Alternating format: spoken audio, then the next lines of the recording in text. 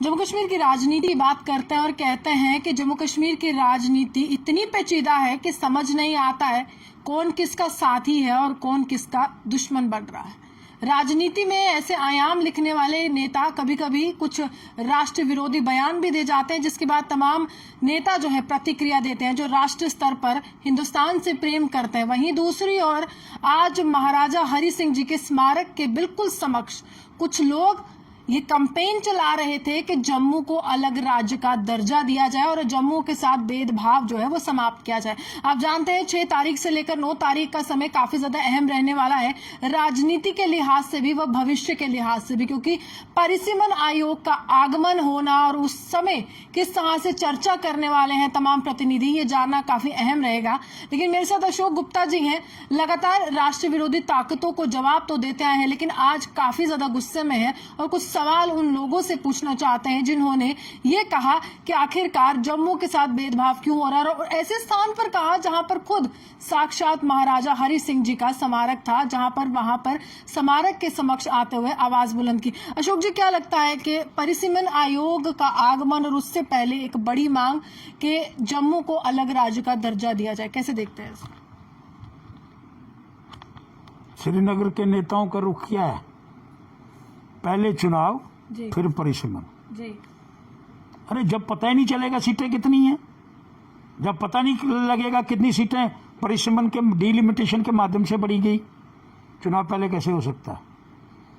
और यही कुछ लोग उनकी नज़र के अंदर आकर के उनके साथ मिल करके मैं यहाँ तक कहूँगा, आज परिसीमन के सदस्य जो जातियाँ हमारे साथ हो रही थी, वो क्यों हो रही थी? कि उनकी सीटें ज़्यादा थी, हमारी कम थी। डिलिमिटेशन एक बार कराया गया, फिर बंद कर दिया गया, फिर कहा 2026 के अंदर होगा।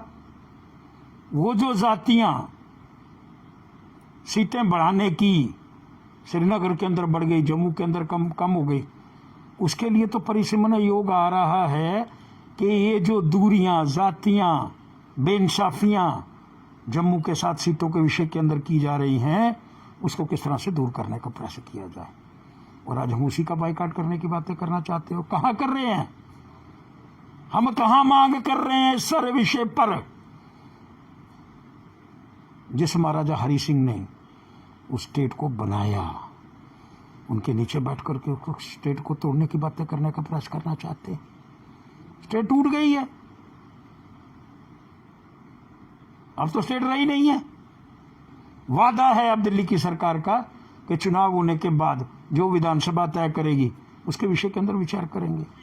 लेकिन मैं सिर्फ ये बात कह रहा हूं कि उस मूर्ति के नीचे बैठ करके जिसने स्टेट का निर्माण करा, जिसको विलय किया, बहुत बड़ी बात, विलय करा रजौरी पुंछ का विलय करने वाला कौन व्यक्ति था? बार बार प्रश्न करना चाहता हूं। गिलगित बलोचिस्तान ये क्यों नहीं हुआ? इनको चाचा नेहरू ने करने नहीं दिया। ये मीरपुर हमारा कितनी दूर था? 20 किलोमीटर। उन्होंने, सिखों ने और हिंदुओं ने मिलकर के लगभग 30,000 लोग इकट्ठे हो गए। उन्होंने कहा हमारी सेना का सहयोग दो, हमको बंदूकें दो, हम पुंछ और रजौरी को इसके अंदर में लाने का प्रयास करेंगे। कि नहीं भेजेंगे। 30,000 लोगों का कत्ल हुआ उस समय, 30,000 लोगों को मार दिया गया। लेकिन क्योंकि रजौरी और पुंछ, लॉर्ड माउंट बेंटन उस समय जो हमारे यहाँ के सेनापति थे वो भी अंग्रेज थे, कश्मीर पाकिस्तान के भी अंग्रेज थे। कभी देखा सेनापति के ऊपर एक और सेनापति, वो अपने साले की शादी मनाने के लिए बाहर गया हुआ था, उसको पूछ करके सारी बातें करनी थी। लेकिन ये साजिश, मैं शब्द का प्रयोग करना चाहता हूं, उस साजिश के माध्यम से वो कश्मीर जो है आज हमारे अंदर दाखिल करने का प्रयास नहीं किया गया। लेकिन 30,000 लोगों की कुर्बानी देख करके रजौरी और पुंछ हमने ले लिया। लेकिन मैं जरूर कहना चाहता हूँ, जातियों के वजह से जम्मू अलग की मांग चल रही है। सर 24 सीटें हैं पीओके में, अगर हम कहें तो उस पर किसी तरह का परिदृश्य आपको क्या लगता है केंद्र सरकार का कैसे रहने वाला है? क्योंकि एक तरह से केंद्र सरकार कहती है कि वो हिस्सा हमारा है, हम उसको हासिल कर रहेंगे, वहीं दूसरी तरफ अगर परिसीमन आयोग यहाँ पर आता, आपको लगता है कि जम्मू के नेता उन 24 सीटों पर चर्चा करेंगे जो पीओके में है? पीओके को आपने राइट कैसे दिया? मोदी जी के आने के बाद राइट मिला ना। कुछ बातें हिंट के माध्यम से कहूंगा। पीओके के पाकिस्तानी रिफ्यूजी जिनकी संख्या लगभग 3.5 लाख है उस समय की, 1947 के बाद की, आज कितनी होगी? आज लगभग वो 15 लाख लोग हैं। 24,000 की सीट है बगदल वाली। 24 लाख लोगों की सीटें कितनी हुई? अरे अलग मांग करने वालों, अरे परिसीमन आयोग के माध्यम से ही जातियां दूर होनी है। जब वो हो जाता फिर हम अपना मुख्यमंत्री बनाने की बातें करें। मैं फिर पीओके के रिफ्यूजियों पर आ रहा हूं। 24 सीटें रखी है ना जी। आज भी हैं। अगर आज भी वो सीटें हैं रखी हुई हैं तो वो पीओके को उनका अधिकार मिल गया ना। अब 14 लाख लोग, जब 14 लाख लोग वोट कास्ट करेंगे तो कितनी सीटें बनेंगी? ये प्रश्न चिन्ह खड़ा हो गया। फिर आपका कश्मीरी पंडित 4 सीटें, 5 सीटें, 6 सीटें, अब आयोग पर निर्भर करता है ये किसकी बढ़ेंगे। मैं इस पर जाना ही नहीं चाहता। मैं कुछ बातें आयोग पर छोड़ता हूं। आयोग का अधिकार है, उस अधिकार क्षेत्र के अंदर जाने की मुझे जरूरत नहीं है, लेकिन जम्मू को हम इकट्ठा कर पाए, जम्मू की आवाज एक नारा हो, जम्मू इकट्ठा क्या लगता है कि अशोक जी, जिस तरह से महाराजा हरि सिंह जी ने जब कव्वालियों का हमला हुआ था तो उस समय भारत ने बहुत मदद की थी, उसी के बाद विलय की एक रणनीति बनाई गई थी कि वो भारत के साथ आना चाहते थे, खुशी खुशी आना चाहते थे। तमाम जो प्रिंसली स्टेट से उन्होंने कहा था कि भारत अगर पूरी तरह से यहाँ पर सरदार वल्लभ भाई पटेल जी को पूरी तरह से नियुक्त कर दिया कि आपने महाराजा हरि सिंह जी को मनाना है, लेकिन क्या महाराजा हरि सिंह जी अगर आज जिंदा होते, क्या वो चाहते कि जम्मू खंड खंड हो जाए और कश्मीर अलग हो जाए और लद्दाख अलग हो जाए? महाराजा हरि सिंह जी अगर यहां जिंदा होते आज, फिर कश्मीर कश्मीर नहीं रहता। कश्मीर खरीदा महाराजा हरि सिंह ने, आपको मालूम है, पैसे देकर के खरीदा। जिसका मालिक महाराजा हरि सिंह है, जिसको खरीदार वो है, जिसका ओनर वो है, उसको धक्के मार करके बाहर निकाल दिया गया। किसने निकाला? गलती किसने करी? वो जो गलती करी है उसके विषय के अंदर हम बैठ करके आज विचार करने का हमको प्रयास करना होगा। गलतियों पर गलतियां, गलतियों पर गलतियां। सोच क्या थी जो महाराजा हरि सिंह जी को यहाँ महाराजा हरि सिंह की बड़ी स्पष्ट सोच थी। वो एक इनोवेटर था, सेनापति था। महाराजा हरि सिंह, जनरल जोरावर सिंह घोड़े पर चढ़ करके लेह लद्दाख तक, डोगरा, उस डोगरे को किस तरह से हटाया गया, प्रधानमंत्री जम्मू कश्मीर लाया गया, सदर रियासत हटाया गया, और राष्ट्रपति ने बनाया था सदर रियासत। कॉन्स्टिट्यूशन को तोड़ करके आपने हटा दिया। किसको पूछ करके हटाया? एक प्रधानमंत्री कभी किसी गवर्नर को हटाने का प्रयास कर सकता है? कभी नहीं कर सकता। आपने जो बातें जम्मू कश्मीर के अंदर करी, मैं इस पर भी एक लंबा चिट्ठा कुछ 2-4 दिनों के अंदर लेखनी के माध्यम से बाहर निकालने का प्रयास कर रहा हूँ। कश्मीर के नेता तो अभी ये कह रहे हैं कि पहले चुनाव कर दीजिए फिर परिसीमन कर दीजिए। ये कौन सी रणनीति के तहत इस तरह के बयान आ रहे हैं? महबूबा मुफ्ती कह रही है कि जब तक 370 वापस नहीं आएगा मैं चुनावी मैदान में उतरूंगी नहीं। यानी कि क्या भरोसा नहीं है केंद्र सरकार पर कि अगर परिसीमन हो जाता है तो कश्मीर की सियासत जो इतने वर्षों से हावी रही जम्मू की सियासत पर, उसमें पूर्ण विराम लग जाएगा? परिसीमन से डर है? अभी तो इतना ही कहूंगा। परिसीमन आयोग से डरते क्यों हैं लोग? परिसीमन के अंदर तो कोई Bharatiya Janata Party, Shiv Sena, National Conference, Congress के लोग नहीं, इंडिपेंडेंट बॉडी है। इंडिपेंडेंट बॉडी जो कोई निर्णय देगी, जब हमने खुद कहा 2026 के अंदर होगा, तो 26 समझो आ गया, परिसीमन आ गया, शुरू हो गया। 2026 का नतीजा 2031 में आएगा, यानी 10 साल इंतजार करना पड़ेगा, जो नेशनल कॉन्फ्रेंस का तर्क रहा है हमेशा। अब इन बातों के अंदर अगर जाने का प्रयास करेंगे मैडम, फिर बड़ा मुश्किल हो जाएगा। 2026 के अंदर ले जाने के लिए कौन कौन दोषी हैं, इसके विषय के अंदर अगर विचार करोगे, 8 बीजेपी के लोग भी थे। तो वो भी नहीं चाहते थे कि जो सीटें यहाँ पर उनको बढ़ाया जाए। और ये आपका एक इंटरव्यू उनसे करना, उनमें से कुछ जिंदा भी हैं, 3 तो मेरे ख्याल शायद गुजर गए हैं, स्वर्गीय हो गए हैं, बाकी जिंदा है। आज मैं इस विषय पर मैं समझता हूँ इस समय तत्कालिक बातें करना ठीक नहीं लेकिन रहेगी। राजनीति तो है ना अशोक जी, ये तो राजनीति है कि आप राजनीति का सत्ता शब्द पाने कब के नहीं लिए रहा। आप सत्ता पाने के लिए कुछ भी मैंने कर कहा रहे जी, हैं। किसी ने राजनीति के अंदर अपने दम को समाप्त करने का प्रयास नहीं करा। जिसको जो मिला उसने लूट लिया। अब इससे ज्यादा शब्द कुछ कहने का मैं कुछ नेताओं से प्रश्न करना चाहता हूं जो जम्मू के थे कि जब पहला चुनाव हुआ जम्मू कश्मीर के अंदर 72 सीटें आपने नॉमिनेट कर दी, सिर्फ श्रीमान डोगरा साहब एक चुन करके आए। जी वो भी सबसे बड़ा ब्लंडर हमारे साथ था। मैं अब उसकी तिथि मैंने आपको कहा है, बुक लिख रहा हूं, वो जल्दी प्रकाशित करने वाला हूं।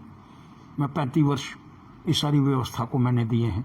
लेकिन एक प्रश्न जरूर करना चाहता हूं। आज जब सूरज उदय होने वाला है, आज सूरज की किरणों से जम्मू जो है वो खिलने वाला है। अब गोल गोल बात करूंगा, उसके आगे प्रश्न नहीं करना। तब आकर के आप अड़चन डालने का प्रयास करना चाहते हो, तब डिलिमिटेशन का विरोध करना चाहते हो। हम जाएंगे नहीं।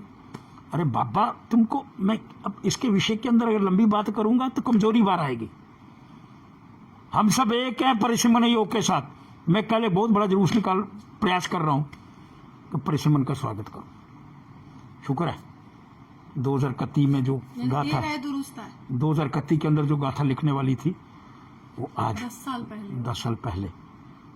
माननीय मोदी जी, आपका बड़ा बड़ा धन्यवाद कि आपने राजनीति के माध्यम से बात नहीं कर रहा। तो पूरे देश के अंदर डिलिमिटेशन होता है वो रुक गया था, और उसको रोकने वाले भी कुछ जम्मू के लोग ही थे, उनका भी सहयोग था उसके अंदर।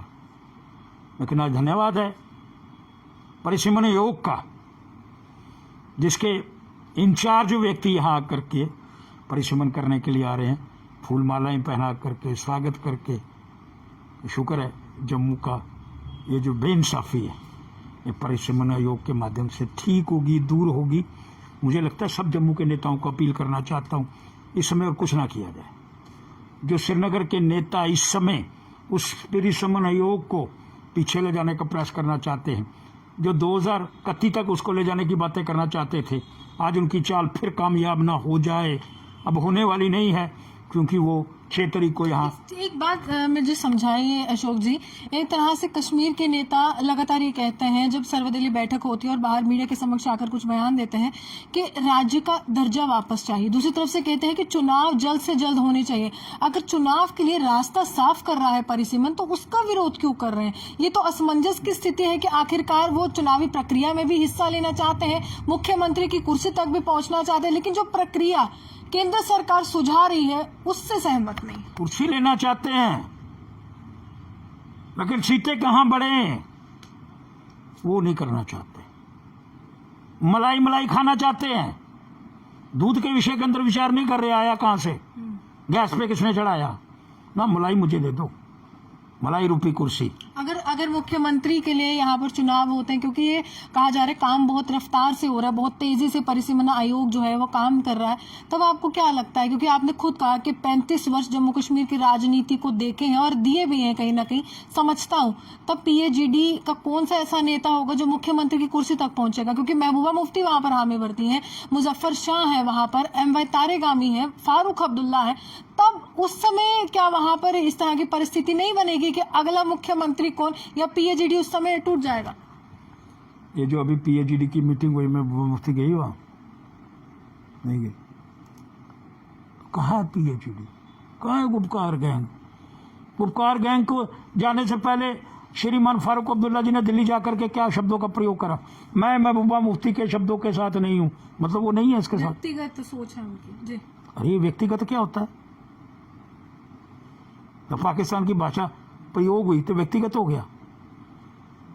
उस व्यक्तिगत से पूछा उसने, तूने पाकिस्तान की भाषा बोली है, आज के बाद मैं तेरे साथ नहीं चलूंगा, ये कहा नहीं। दिल्ली गए तो सुर बदले, दिल्ली गए तो गाना कोई और चालू हो गया, इधर गए तो गाना कुछ और था। मैं सिर्फ ये कहने का प्रयास करना चाहता हूं, ये कुछ नहीं है गुपकार गैंग, ये कुछ नहीं है चुनाव। अगर महबूबा मुफ्ती ने कहा मैं 370 आएगी नहीं, मैं चुनाव नहीं लड़ूंगी, तो उमर अब्दुल्ला ने कौन सा काम कह दिया? लेकिन फारूक अब्दुल्ला मुझे लगता है इसमें समझदार निकला, उसने अपने सुर दिल्ली जाकर के बदल दिए। उसने कहा लेकिन एक बात आपसे कह देता हूं मैं, पता नहीं 1-2 इंस्टांस को छोड़ करके तिरंगा झंडा सबसे बढ़िया उठाने वाला श्रीनगर के अंदर फारूक अब्दुल्ला ही था। लेकिन बीच में उसको चाइना का टीका भी लगा था, बिल्कुल वो भी कहने से पीछे परहेज नहीं करूंगा, बिल्कुल तारीफ नहीं कर रहा हूँ, लेकिन ये शब्द जरूर दोहराने का प्रयास कर रहा हूँ। ये जो सब कश्मीर वाले इकट्ठे हैं, जब प्रधानमंत्री कार्यालय के अंदर मीटिंग हुई, सब नजर आ गया, इकट्ठा कौन है दूर कौन है। अंदर क्या क्या हुआ मैं कुछ बातें आपको बताने का प्रयास नहीं कर सकता। अंदर इतनी बुरी हाल थी इनकी, लेकिन लेने क्या गए तो मिला क्या? 370 लेने गए 370 लेने गए। 370 के विषय के अंदर बात नहीं हुई क्योंकि वो कोर्ट के अंदर थे। फिर बात क्या हुई?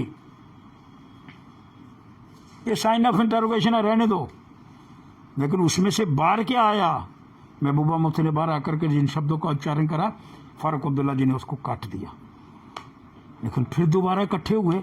मैं उन फारूक अब्दुल्ला जी से पूछना चाहता हूं, फारूक अब्दुल्ला जी, जब उसे आप सहमति नहीं है कि पाकिस्तान वाली बात पर, तो फिर दोबारा आपने उसको निमंत्रण कैसे दिया? बाहर आकर भी तो महबूबा मुफ्ती ने ये कहा कि जो पाकिस्तान के साथ कारोबारी रिश्ते हैं, जो पूरी तरह से इस समय खामोशी के दायरे में है, समाप्त हो चुके हैं, उनको फिर से शुरू कर दिया जाए। अगर जम्मू कश्मीर की जनता सुकून चाहती है और सुकून इन रिश्तों को संभालने में लगता है, तो पाकिस्तान के साथ बातचीत होनी चाहिए। अभी भी पाकिस्तान का राग है। एसपीओ को मारा, वो किसने मारा? छोटी सी बच्ची, बिल्कुल 7 साल की, उसकी धर्मपत्नी, कश्मीरियत, उसको मारने वाला कौन था? पाकिस्तान। वो शब्द मुझे अभी तक भूलते नहीं है। वो मिलिटेंट क्या था उसका नाम, जिसमें उसने कहा था कि अगर मुझे पता होता मेरी सरकार के अंदर, मुझे जानकारी होती, वरुण वानी, बुरहान वानी, हाँ, मैं उसको मरने नहीं देती। आज मेरा एक और प्रश्न है, जब बुरहान वानी के घर 5 लाख का चेक देने के लिए गए, वो कौन कौन लोग थे जो अपने आप को बड़ा सफेद पोश बताने का आज प्रयास कर रहे हैं? वो भी उनके साथ थे। नाम नहीं लूंगा, नाम आप उनसे पूछ लेना। जी। सरकार के अंदर बैठे हुए वो 2 लोग बुरहान वानी के घर जाकर के, मिलिटेंट के घर जाकर के पैसे देने का प्रयास करते हैं। शर्म नहीं आती? और फिर कहा अगर मुझे जानकारी होती तो मैं उसको मरने नहीं देती। ये भी कह दिया, फिर उसका विरोध नहीं हुआ। फिर आज जो विरोध करने वाले हैं, गुपकार गैंग के अंदर दिल्ली जब बदल गए, दिल्ली के अंदर उनकी हवाइयां उड़ गई। बुरहान वानी के समय उन्होंने कहा उसको 5 लाख का चेक क्यों दिया? बिल्कुल वो सरकार में थे। अरे वो भी सरकार में थे, जो बाहर थे उन्होंने भी क्या करा? बिल्कुल उन्होंने प्रश्न करा? उन्होंने भी नहीं करा, क्योंकि बुरहान वानी सबको सूट करता था। इसलिए मैं उनसे पूछना चाहता हूं कि भाई तुम लोग जो गए 5 लाख का चेक देने माता महबूबा के साथ, तुम कैसे गए? तुम्हारी सोच तो बिल्कुल डिफरेंट थी। लेकिन कैटेगरी के अंदर सब लोग आएंगे चुनाव के समय। मैं ये चेतावनी दे रहा हूं आपको, नहीं छोड़ने वाला हूं, रगड़ा दूंगा, रगड़ा। बुरहान वानी के घर तुम 5 लाख का चेक देने जाते हो, और यहां जिसका सर कलम कर दिया गया उसको आज तक 1 पैसा नहीं मिला। थाना रियाड़ी वाला बच्चा, क्या नाम है उसका, फौजी, उसको 1 रुपया नहीं दिया गया। जिसको सर कलम कर दिया गया पाकिस्तानियों ने, इसके विषय के अंदर बैठ करके हमको विचार करने का प्रयास करना होगा। लेकिन 2 शब्द बिल्कुल स्पष्ट करना चाहता हूं, ये समय डिलिमिटेशन का है, और डिलिमिटेशन के अंदर कोई खलल डालने का प्रयास करेगा, कोई बड़े बड़े से बड़ा होगा। आज हमको इंसाफ मिलने की बारी है। आज हमारी सूरज की किरणें आने वाली हैं। गोल गोल बातें करना चाहता हूं, और उन बातों की तरफ अगर कोई खलल डालेगा तो चेतावनी दे रहा हूं, उनको भी छोड़ने वाला नहीं हूं।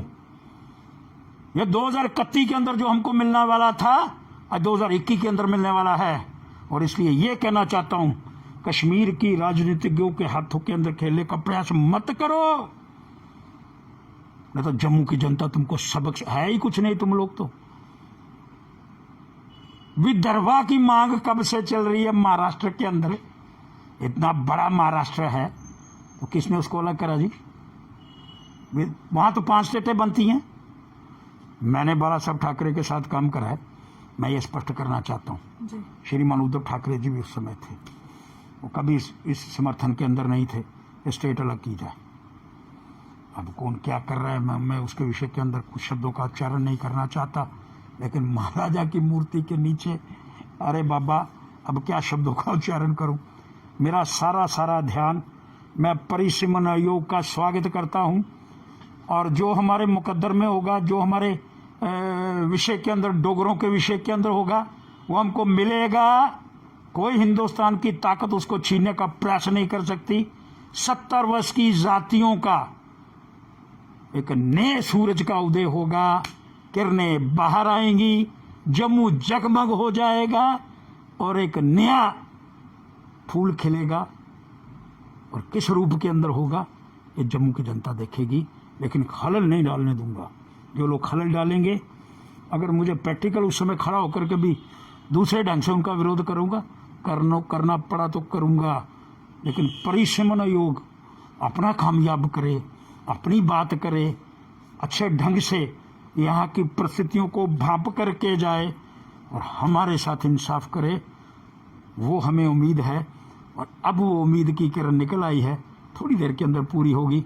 किस रूप के अंदर होगी मुझे मालूम नहीं है, लेकिन मुझे माता रानी जिसकी जोत ले जाता हूँ, मुझे उस पर पूर्ण विश्वास है कि जम्मू को इंसाफ मिलने वाला है, और परिसीमन आयोग के माध्यम से। चलिए शुक्रिया। साफ तौर पर खंड नहीं चाहते कि जम्मू कश्मीर खंड हो जाए, जम्मू अलग हो जाए, कश्मीर अलग हो जाए। जम्मू अलग हो, लेकिन अभी नहीं, पहले परिसीमन हो, पहले परिसीमन हो, यानी पहले हमें हमारे अधिकार मिल जाए, उसके बाद जो कॉन्स्टिट्यूशन के है, माध्यम जो संवैधानिक तरीके से जो अधिकार जम्मू चाहता है और वर्षों से संघर्ष भी कर रहा है, भेदभाव का शिकार भी होता रहा है, और राजनीति से परे होते हुए जिस तरह से इन्होंने कहा है कि जम्मू में एक नया सवेरा देखने को मिलेगा। परिसीमन आयोग का आगमन कहीं न कहीं कुछ राजनीतिक गलियारों में खामोशी तो लेकर आया है, लेकिन कुछ में खुशी की लहर है, क्योंकि ये वो बात है कि इतने सालों से हम संघर्ष कर रहे हैं। 2031 में जिस चीज को हमने देखना था बदलाव हमें जम्मू में, वो अब जो है परिसीमन आयोग करने वाला है, और